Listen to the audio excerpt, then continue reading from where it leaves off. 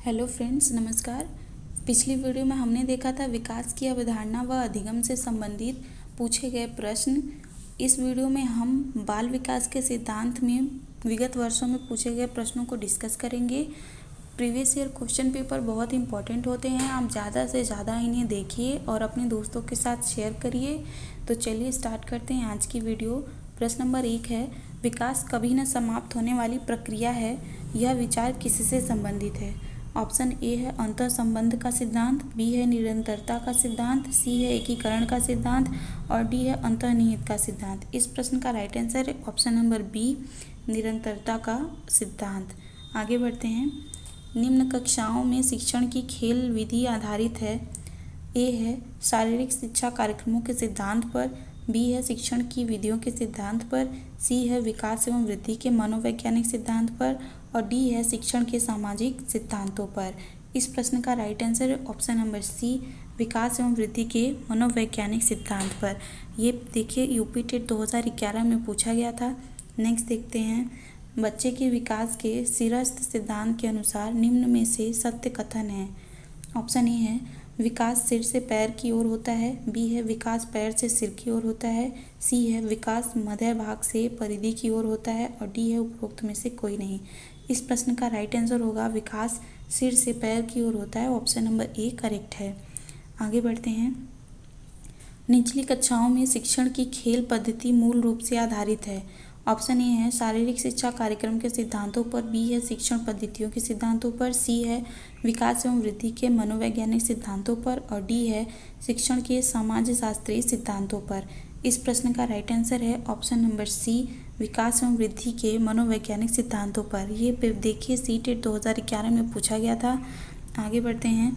निम्नलिखित में से कौन सा विकास का सिद्धांत है? विकास की सभी प्रक्रियाएं अंतर संबंधित नहीं हैं, सभी का विकास दर समान नहीं होता, विकास हमेशा रेखीय होता है, यह निरंतर चलने वाली प्रक्रिया नहीं है।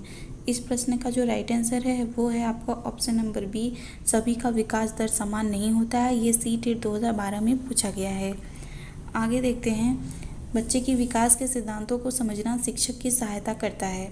ऑप्शन ए है शिक्षार्थी की आर्थिक पृष्ठभूमि को पहचानने में, बी है शिक्षार्थियों को क्यों पढ़ाना चाहिए यह औचित्य स्थापित करने में, सी है शिक्षार्थियों की भिन्न अधिगम शैलियों को प्रभावित रूप से संबोधित करने में और डी है शिक्षार्थी के सामाजिक स्तर को पहचानने में। इस प्रश्न का राइट आंसर है ऑप्शन नंबर सी। ये देखिए सीटेट 2011 में पूछा गया था।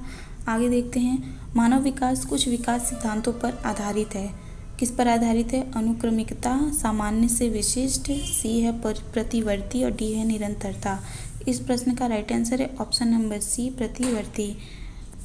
प्रश्न नंबर 8 देखते हैं। विकास के शारीरिक व क्रियात्मक विकास की दशा होती है। हमें बताना है। सिर से पैर तथा शरीर के बाहर से मध्य की ओर, बी है सिर से पैर तथा शरीर के मध्य से बाहर की ओर, सी है पैर से सिर तथा शरीर के बाहर से मध्य की ओर, डी है पैर से सिर तथा शरीर के मध्य से बाहर की ओर। इस प्रश्न का राइट आंसर है ऑप्शन नंबर बी, सिर से पैर तथा शरीर के मध्य से बाहर की ओर। प्रश्न नंबर 9 देखते हैं। सीमा हर पाठ को बहुत जल्दी सीख लेती है जबकि लीना उसे सीखने में ज़्यादा समय लेती है। यह विकास के सिद्धांत को दर्शाता है। वैयक्तिक भिन्नता, अंतः संबंध, निरंतरता, सामान्य से विशिष्ट की ओर। इस प्रश्न का जो राइट आंसर है वो है आपका ऑप्शन नंबर ए, वैयक्तिक भिन्नता। चलिए देखते हैं प्रश्न नंबर 10। निम्नलिखित में से कौन सा विकास का सिद्धांत नहीं है? विकास लंबवत न होकर वृत्ताकार होता है, विकास क्रमबद्ध होता है, विकास निरंतर प्रक्रिया होता है, विकास मशीनी प्रक्रिया है। इस प्रश्न का जो राइट आंसर है वो है विकास मशीनी प्रक्रिया है। ये विकास के सिद्धांत नहीं है। नेक्स्ट देखते हैं। संकल्पनाओं की व्यवस्थित प्रस्तुति विकास के निम्नलिखित किन सिद्धांतों के साथ संबंधित हो सकती है? ऑप्शन ए है विकास के परिणाम स्वरूप वृद्धि होती है, विकास विषम जातीयता से स्वायत्तता की ओर अग्रसर होता है, विद्यार्थी विभिन्न दरों पर विकसित होते हैं, विकास सापेक्ष रूप से क्रमिक होता है। इस प्रश्न का जो राइट आंसर है वो है आपका ऑप्शन नंबर डी, विकास सापेक्ष रूप से क्रमिक होता है। प्रश्न नंबर 12 देखते हैं। पूर्व विद्यालय में पहली बार आया बच्चा मुक्त रूप से चिल्लाता है। 2 वर्ष पश्चात वही बच्चा जब प्राथमिक विद्यालय में पहली बार आता है तो अपना तनाव चिल्लाकर व्यक्त नहीं करता है, अपितु उसके कंधे व गर्दन की मांसपेशियां तन जाती हैं। उसके इस व्यावहारिक परिवर्तन का क्या सैद्धांतिक आधार हो सकता है? सीटेट 2014 में पूछा गया था ये प्रश्न। ऑप्शन ए है विभेद व एकीकरण विकास के लक्षण हैं, बी है विकास क्रमिक प्रकार से होता है, सी है विकास निरंतरीय होता है, डी है अलग अलग लोगों में विकास भी भिन्न भिन्न रूप से होता है। इस प्रश्न का जो राइट आंसर है वो है आपका ऑप्शन नंबर बी, विभेद व एकीकरण के विकास के लक्षण हैं। प्रश्न नंबर 13 देखते हैं, निम्नलिखित में से कौन सा बाल विकास का एक सिद्धांत नहीं है? विकास के सभी क्षेत्र महत्वपूर्ण हैं, सभी विकास परिपक्वन तथा अनुभव की अंतःक्रिया का परिणाम होते हैं, सभी विकास तथा अधिगम एक समान गति से आगे बढ़ते हैं, सभी विकास एक क्रम का पालन करते हैं। सीटेट 2015 में पूछा गया था। इस प्रश्न का जो राइट आंसर है वो है आपका ऑप्शन नंबर सी, सभी विकास तथा अधिगम एक समान गति से आगे बढ़ते हैं। विकास से की ओर बढ़ता है, हमें बताना है रिक्त स्थान पे क्या आएगा। सीटेट 2015 में पूछा गया था। इस प्रश्न का राइट आंसर है ऑप्शन नंबर डी, विकास सामान्य से विशिष्ट की ओर बढ़ता है। ऑप्शन नंबर डी इसमें करेक्ट है। नेक्स्ट देखते हैं प्रश्न नंबर 15, इनमें से कौन सा विकास एक सिद्धांत नहीं है? विकास संशोधन योग्य होता है, विकास केवल संस्कृति से शासित और निर्धारित होता है, विकास जीवन पर्यंत होता है, विकास वंशानुक्रम और पर्यावरण दोनों से प्रभावित होता है।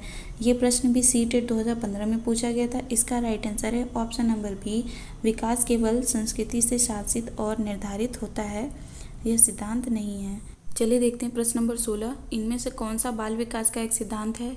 विकास परिपक्वन तथा अनुभव के बीच अनोन्य क्रिया की वजह से घटित होता है, विकास प्रत्येक बच्चे की गति का सही ढंग से अनुमान लगा सकता है, अनुभव विकास का एकमात्र निर्धारक है, विकास प्रबलन तथा दंड के द्वारा सुनिश्चित किया जा सकता है। इस प्रश्न का राइट आंसर है ऑप्शन नंबर ए, विकास परिपक्वन तथा अनुभव के बीच अनोन्य क्रिया की वजह से घटित होता है। फ्रेंड्स, आज की वीडियो में इतना ही।